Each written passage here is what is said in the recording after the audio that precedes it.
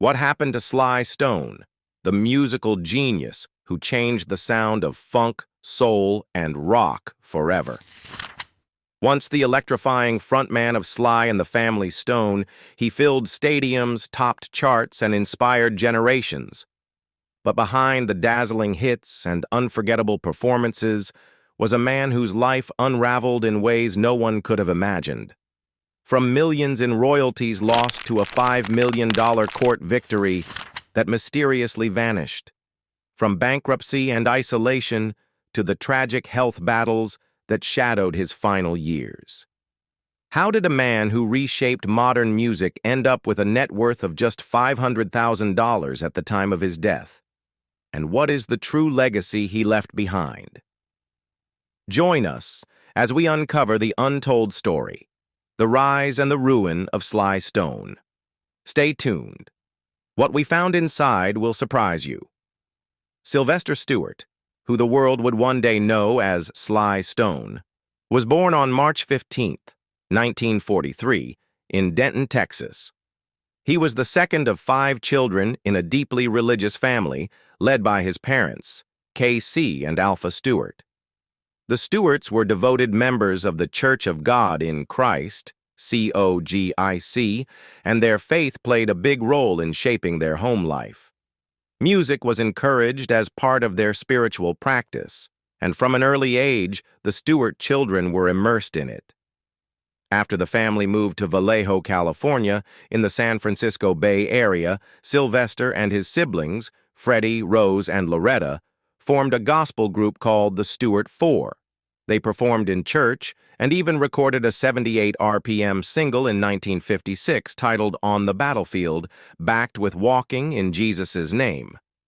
Of the Stewart siblings, only the eldest, Loretta, didn't pursue music professionally.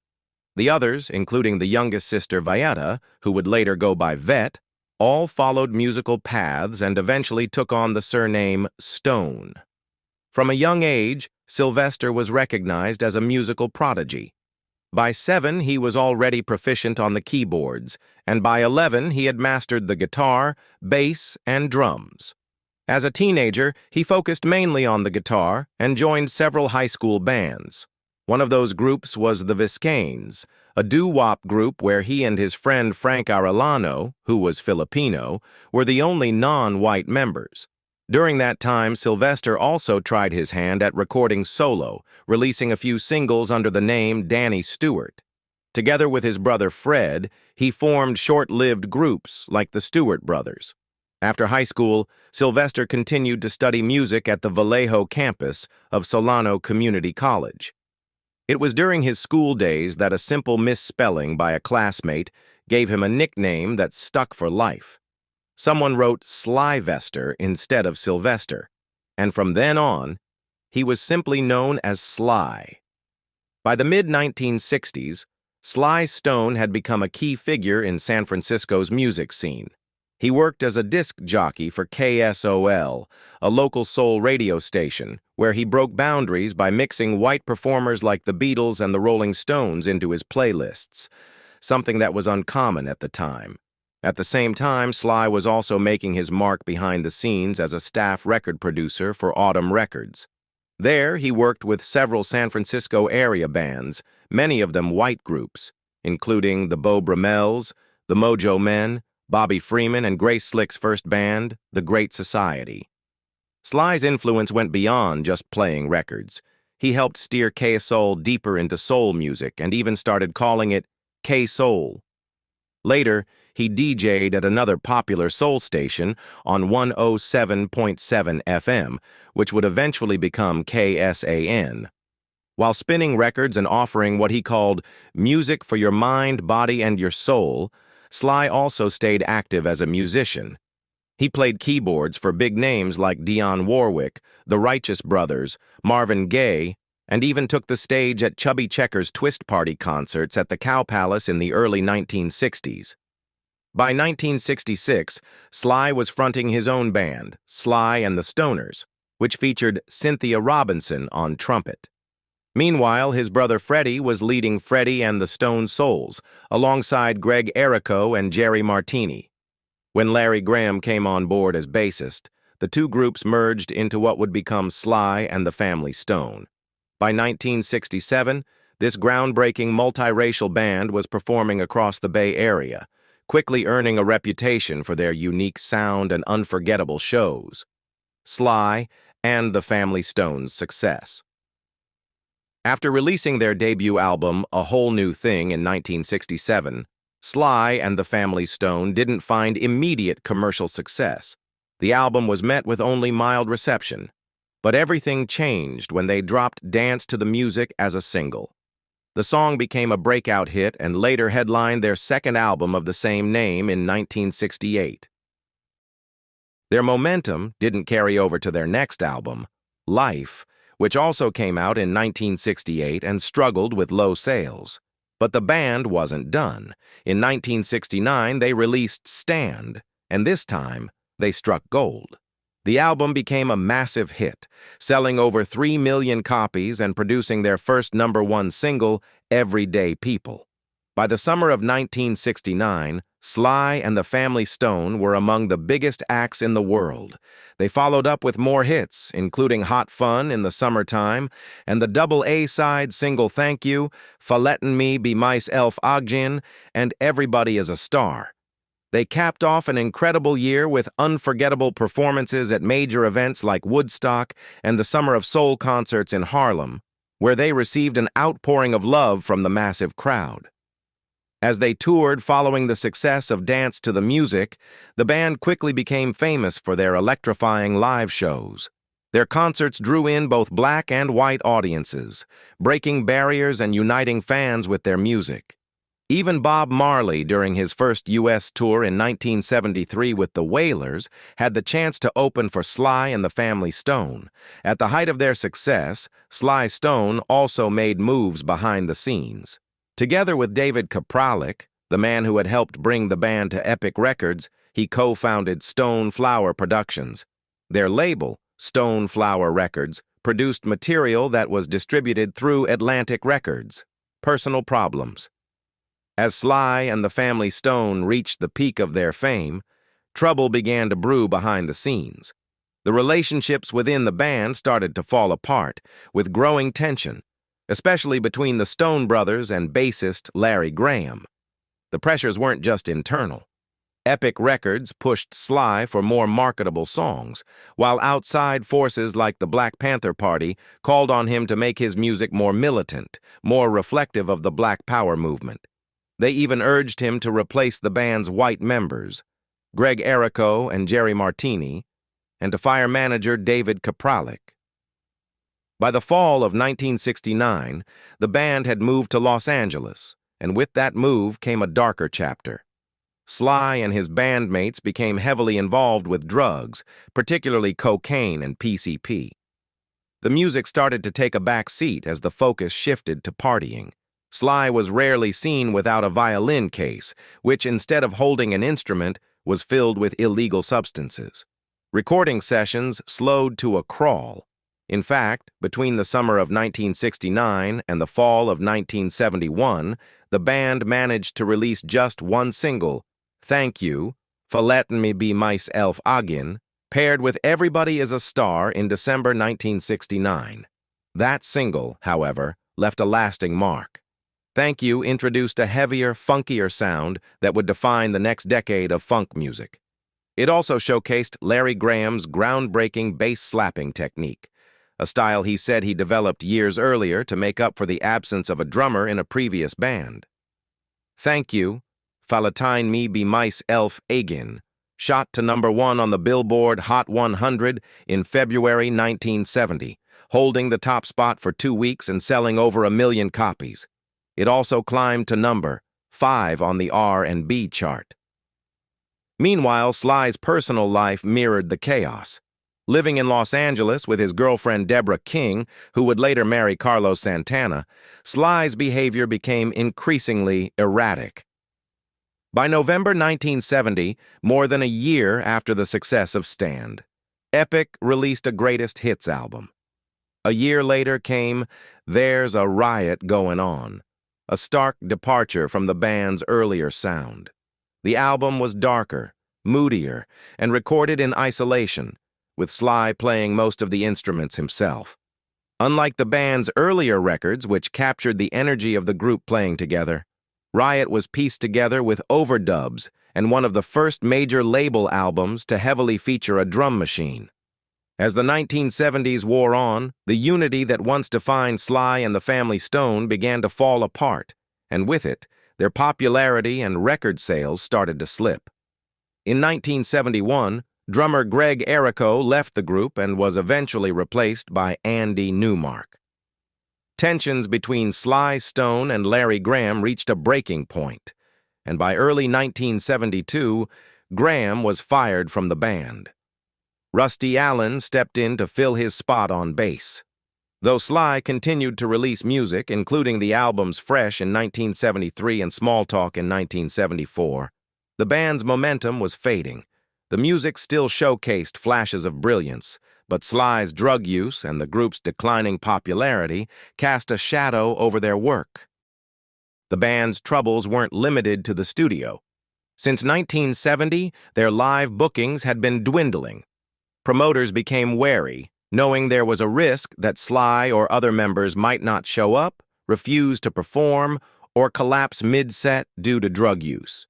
These problems became all too common and made it harder for the band to command top dollar for shows. In 1970 alone, they canceled 26 out of 80 scheduled concerts, and many of the shows they did play started late or ended abruptly. When the band failed to appear or Sly walked off stage early, angry fans sometimes rioted. With their reputation in tatters, Ken Roberts stepped in as promoter and later general manager, one of the few willing to work with the group when others wouldn't. But even he couldn't save them from their downward spiral. In January 1975, the band booked a show at Radio City Music Hall in New York, only to play to a nearly empty venue. The hall was barely 1/8 full, and the band struggled to come up with the cash just to get home. That marked the end. Sly and the Family Stone quietly dissolved after the failed engagement. In the aftermath, the members went their separate ways. Rose Stone left the group, pulled out by her husband, Bubba Banks. She launched a solo career and released a Motown-style album in 1976 under the name Rose Banks. Freddie Stone joined Larry Graham's Graham Central Station for a time and reunited with Sly one last time for 1979's Back on the Right Track. After that, he stepped away from the music industry altogether and eventually became a pastor at the Evangelist Temple Fellowship Center in Vallejo, California. The group's background vocalists, Little Sister, also disbanded. Mary McCreary married Leon Russell and recorded for his Shelter Records label. Meanwhile, Andy Newmark went on to build a successful career as a session drummer, playing with legends like John Lennon, Roxy Music, B.B. King, Steve Winwood, and more. Later years. After the original Family Stone fell apart, Sly Stone continued to create music, though with limited success.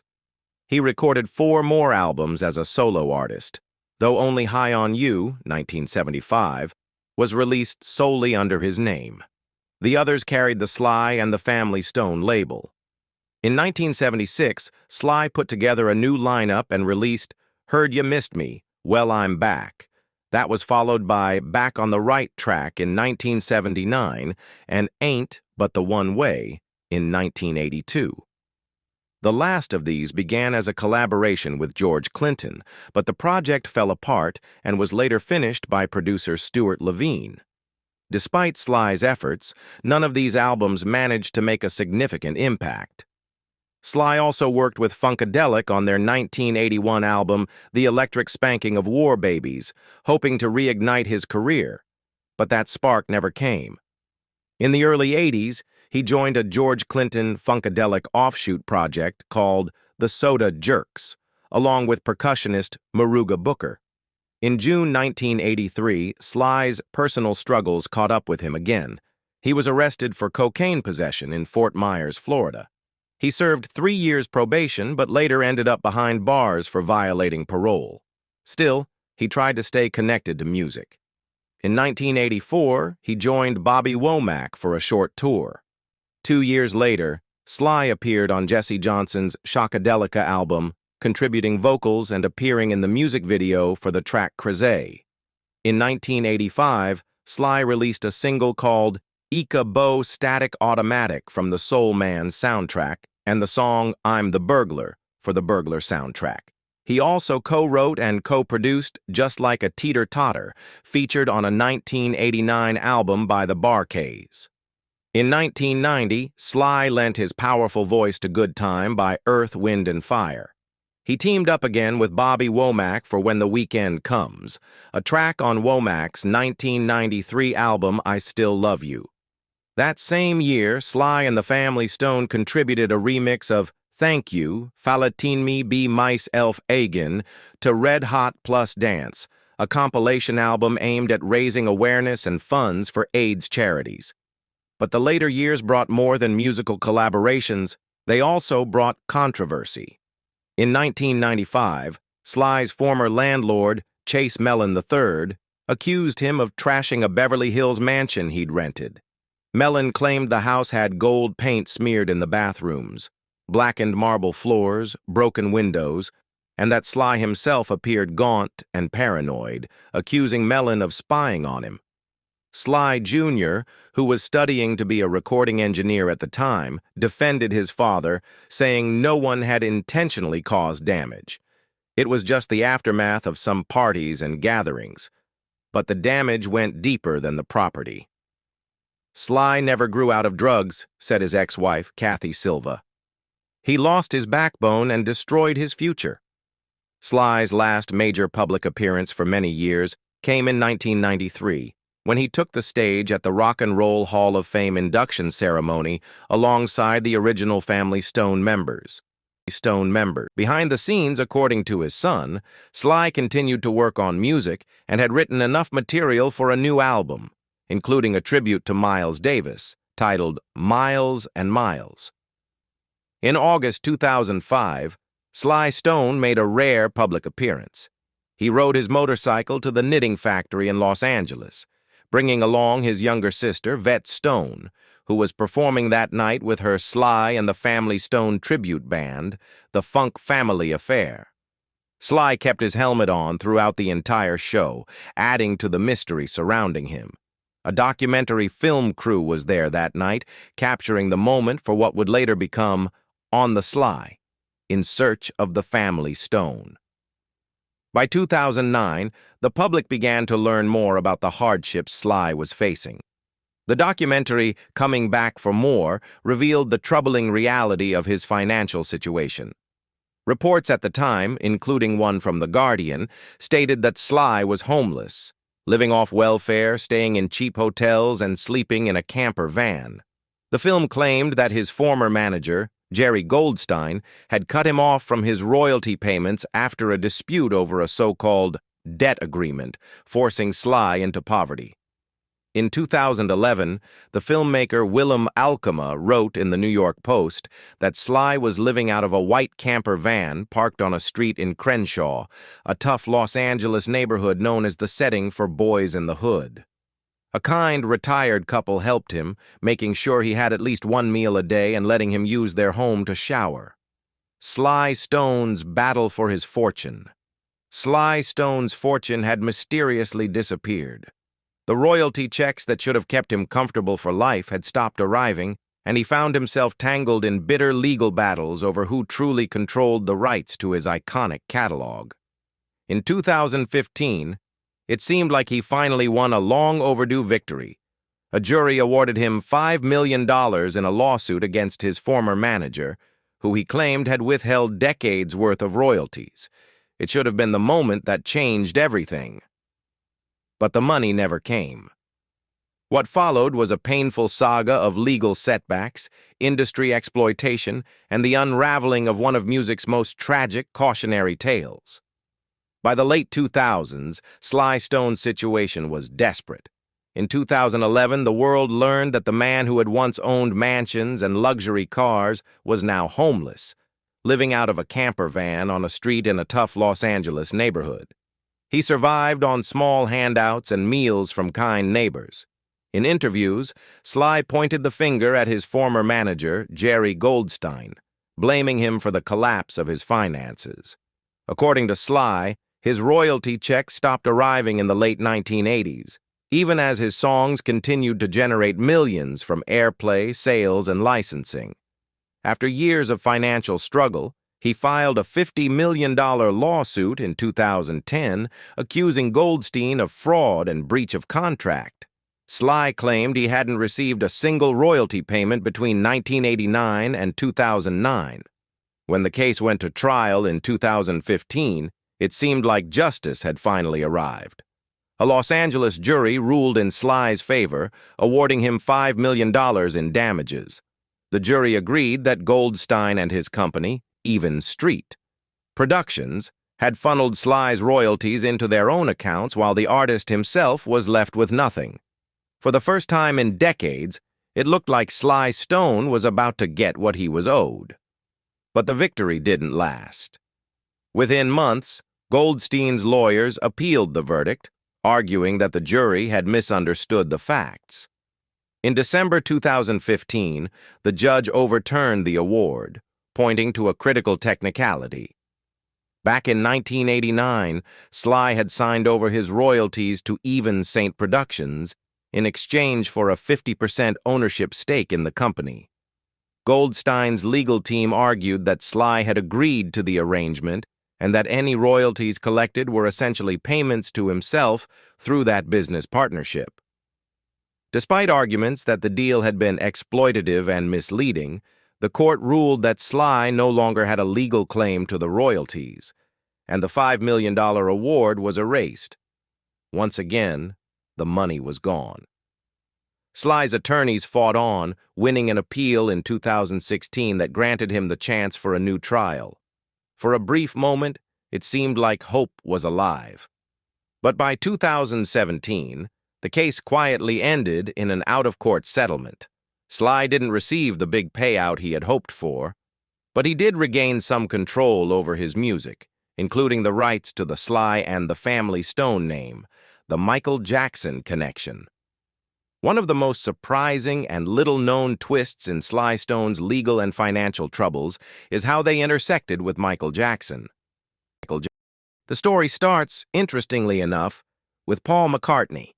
In 1982, while working with Michael on Say, Say, Say in London, Paul invited him to stay at his home. One evening after dinner, Paul pulled out a thick leather-bound book filled with the list of songs he had purchased over the years. He proudly explained how he'd made over $40 million in royalties just in the last year, the equivalent of about $96 million today. Michael listened intently, then smiled and said, "Someday, I'm going to own your songs." Paul laughed, thinking it was a joke. Great, good joke. But Michael wasn't joking. Between 1982 and 1984, Michael quietly spent millions buying up publishing rights to famous songs. One of his first major acquisitions? The publishing rights to Sly and the Family Stone's catalog. Through his company, MyJack Music, Michael gained control of classics like Family Affair, Dance to the Music, and Hot Fun in the Summertime. Every time these songs were played on the radio, covered by another artist, or licensed for commercials, MyJack, not Sly Stone, collected the publisher's share of royalties. Michael used this same strategy to acquire the Beatles catalog in 1985, famously outbidding McCartney and securing rights to 251 Lennon-McCartney compositions. It made him one of the most powerful players in the music publishing world, earning millions from songs he didn't write but legally owned. So, how did this connect to Sly Stone's lawsuit? Sly's legal battle wasn't about the publishing rights that Michael bought. Those were gone. The lawsuit was about Sly's writer's share, the personal royalties he was supposed to receive as the composer of those hits. Even though MyJack owned the publishing rights, Sly should have still been entitled to royalties as the songwriter. But thanks to the contract he signed with Jerry Goldstein's company in 1989, Sly had unknowingly signed away even those writers' royalties. By 2010, as Sly's financial situation worsened, the Jackson estate bought out his remaining catalog interests for just $1 million. In doing so, Sly gave up what little control he still had over his own music.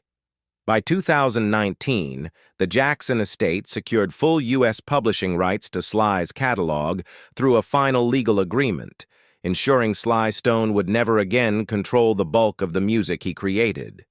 In the end, Michael Jackson's purchase of Sly's catalog didn't cause Sly's downfall, but it meant that by the time Sly was desperate for cash, he had almost nothing left to sell. Meanwhile, Michael Jackson's music empire continued to grow. In 2024, Sony paid $600 million for a 50% stake in My Jack Music. This deal didn't include the Beatles catalog. That's a separate chapter. Michael had bought the Beatles catalog in the 1980s for around $50 million. In 1991, he and Sony formed Sony ATV, with Michael receiving $100 million and merging their assets. Sony ATV grew into a powerhouse worth billions by the time of Michael's death. But Michael had borrowed heavily against that value to support his lavish lifestyle. In 2016, Sony bought the other half of Sony ATV from his estate for $750 million. Today, Sony Music Publishing, formerly Sony over ATV, controls more than 2 million songs and is valued at over $2 billion. Personal life.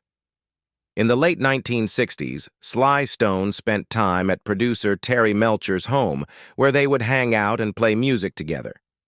On more than one occasion, Stone crossed paths there with Charles Manson, though at the time, he had no idea who Manson really was.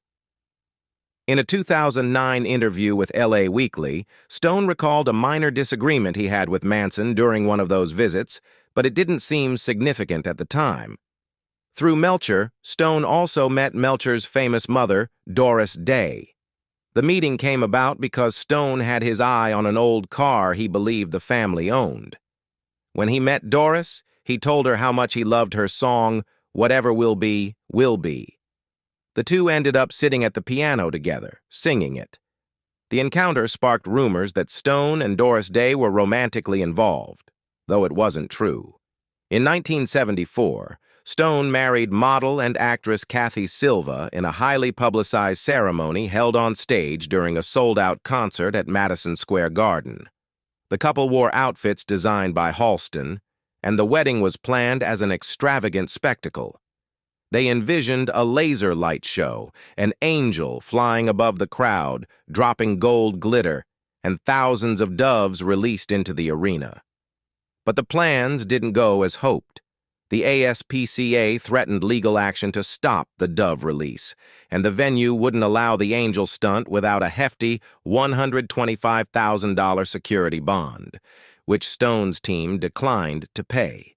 They also decided against hiring the 200 additional security guards needed to let the wedding party process through the crowd. Stone and Silva's marriage was short-lived. They separated in 1976 after a tragic incident where their son was mauled by Stone's dog. Reflecting on their time together, Silva told People magazine, "I didn't want that world of drugs and weirdness."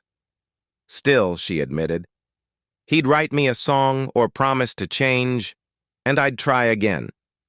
We were always fighting, then getting back together. Sly Stone had several children.